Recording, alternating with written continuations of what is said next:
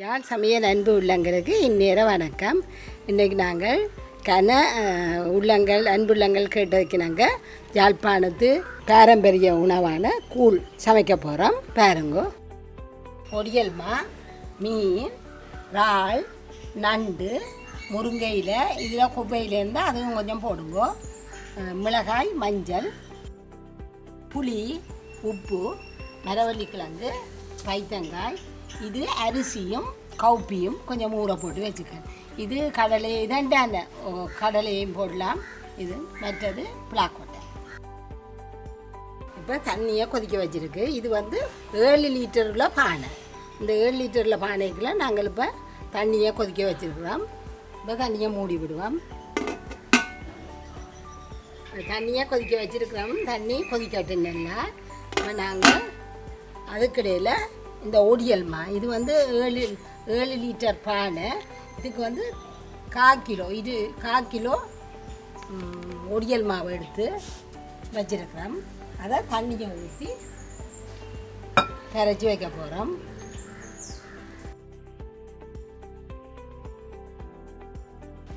இதே ஒருக்கா தெளித்து நாங்கள் இதை தண்ணியை ஊற்றினா தான் இந்த காரல் தன்மை போகும்.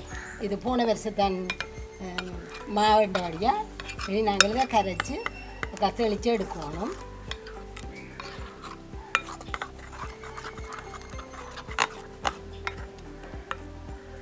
இதை இனி இப்படியே வைப்போம். தெளிஞ்சு வர்ற தண்ணியை ஊற்றணும். அது இப்படியே நாங்கள் இது கடைசியாக தான் தேவை. இப்போ இது ஒரு பக்கத்தில் வைப்போம். அதுக்காக நாங்கள் இந்த புளிக்குள்ள தண்ணியை ஊற்றி புளியையும் ஊற வைப்போம். இது கிட்டத்தட்ட 180லேருந்து 200 கிராம் அப்படி வரும். இதுவும் தண்ணியை ஊற்றி வைப்போம். இதுவும் ஊறட்டும். இதுவும் கடைசியாக தான் வேணும். அப்போ இதுவும் ஊற வைப்போம். இதுக்குள்ள இப்போ 50 செத்த மிளகாய் இருக்குது. இந்த சைஸில் 50 மிளகாயோட இந்த 2 மஞ்சள் துண்டு இருக்குது. இதே ஒருக்கா முளைக்கி அலசி குத்தி போட்டு அதையும் இதோடு சேர்த்து ஊற வைக்கணும். இதுவும் ஊறிக்கொண்டு இருக்கட்டும். இந்த மஞ்சளை குத்தி கொண்டு வந்துட்டோம். இப்போ இதையும் இதோடு சேர்த்து ஊற வைப்போம். இதெல்லாம் கடைசியாக தான் வேணும். அப்போ இவையெல்லாம் கொஞ்சம் நேரம் இன்னும் ஊறட்டும். இதை நாங்கள் இப்போ ஊற வச்சுட்டு நல்லா ஊறின பிறகு இதை அரைச்சி ஒரு போலை மாதிரி எடுப்போம். ஊறின பிறகு கொஞ்சம் அரைச்சி கொண்டு வா. இப்போ தண்ணி கொதிச்சிட்டுது. நாங்கள் இதுக்குள்ள இப்போ தண்ணி கொதிச்சிட்டுது. நாங்கள் இதில் காப்பேணி அரிசியும் காய்ச்சொண்டு கவுப்பியும் தான் போட்டுனாங்க. தண்ணியில் ஊறினதில் கணக்க மாதிரி தெரியுது. இதை போடுவோம், அவிய விடுவோம். அந்த ஊறின தண்ணியோடையே அதை போடுவோம். இப்போ இதை மூடி இதை அவிக்கிறதுக்கு விடுவோம். இப்போ திறந்து பார்ப்போம். இது கொஞ்சம் உங்களுக்கு நேரத்தோட கெதியாக சமைக்கணுமெண்டா இந்த அரிசியையும் கவுப்பியையும் ப்ரெஷர் குக்கரில் போட்டு அவிச்சு போட்டு அப்படியே கொண்டு இப்போ ஊற்றி விடலாம். இப்போ அரிசி அவிஞ்சிட்டுது, கவுப்பியும் அவிஞ்சிட்டுது. இப்போ நாங்கள் ஒவ்வொரு மிளகறியாக போட போகிறோம். மரவள்ளிக்கிழங்கு,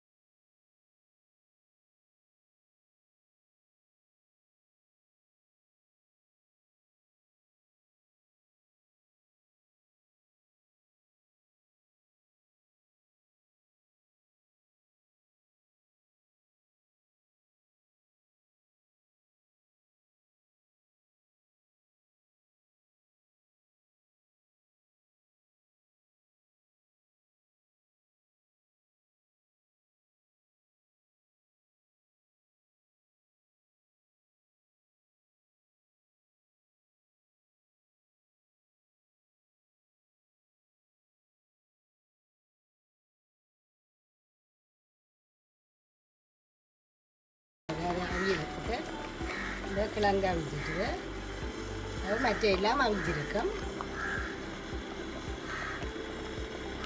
விழாக்கொட்டியை மட்டும் பார்ப்போம்.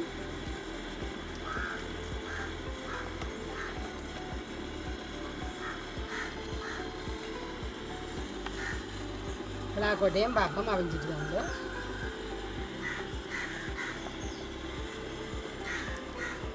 அதுவும் அவிஞ்சிட்டுது. இப்போ நாங்கள் இதுக்குள்ள நாங்கள் இப்போ உங்களுக்கு காட்டின புளியை புளிஞ்சு விழா கொட்டையும் மிஞ்சின விழா சக்கையும் கொட்டை இல்லாத புளியில் நீங்கள் விடுறேன்டா இதை கணக்கு பார்த்து கழிச்சு எடுங்க. நாங்கள் 200 கிராமுக்கிட்ட எடுத்து நாங்கள் கொட்டையோட புளி.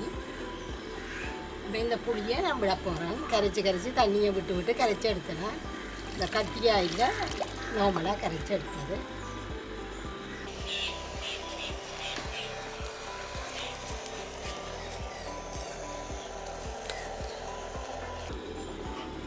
எனவே இந்த புளி வைக்க போக உப்பையும் போட்டு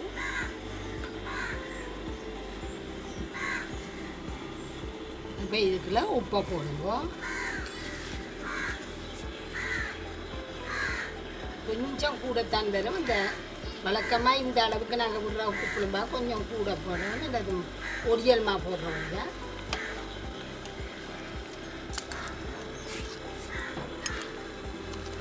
இப்போ இந்த மீன்களை சாடியாக மசிச்சு விடுவோம். இதெல்லாம் கலந்துட்டுது.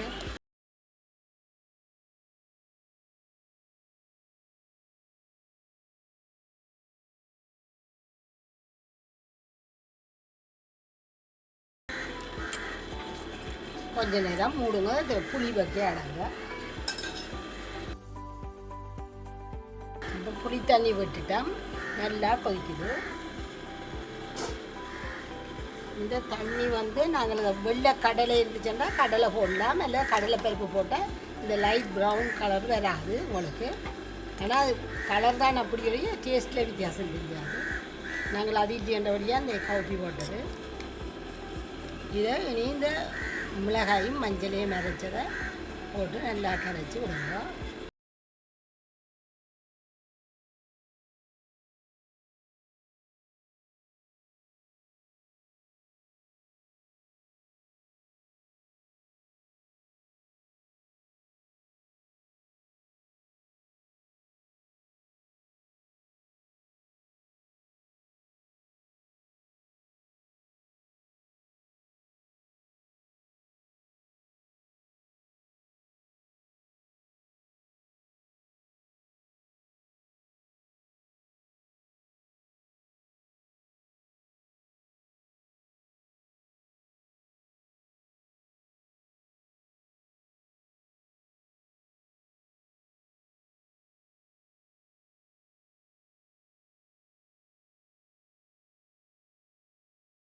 சரி,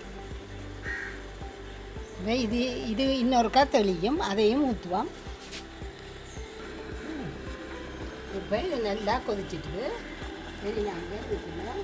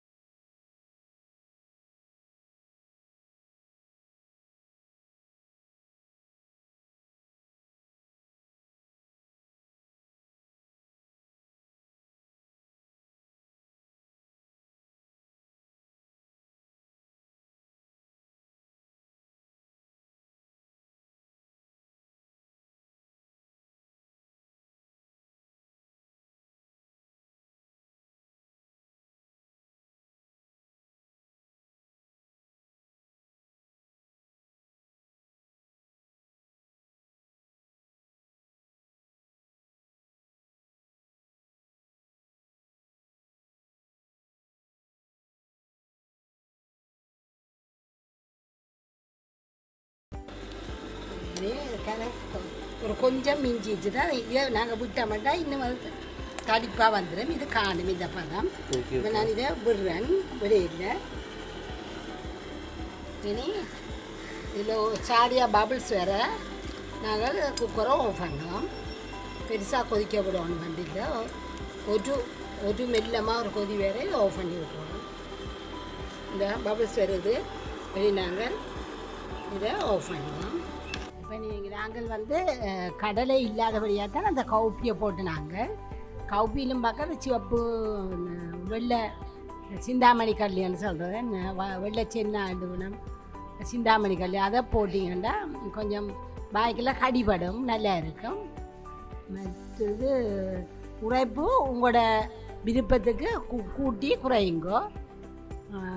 கொஞ்சம் நல்ல உரைப்பு தான் தான் தோணுமாட்டா ஒரு கரண்டி மிளகு வச்சு அரையுங்கோ. அந்த கொஞ்சம் சுள்ளுற மாதிரி வேணுமென்னு சொல்லியிருக்க ஒரு கரண்டி நல்லா முழு மீசக்கரண்டி மிளகு வச்சு அரைச்சி மிளகாயோட போடுங்க. இது எங்களுக்கு ஏற்ற மிளகாய் தான் போட்டிருக்கிறோம். நீங்கள் 70 மிளகாய் மட்டும் போடலாம். இது கொஞ்சம் காரம் கூடுனது நாங்கள் போட்ட மிளகாய். நீங்கள் 70 மிளகாய் மட்டும் போடுங்கோ. காரம் இன்னும் கொஞ்சம் கூட வேணும் வேண்டாம். குடிச்சு பார்த்துட்டு எடுத்துங்க.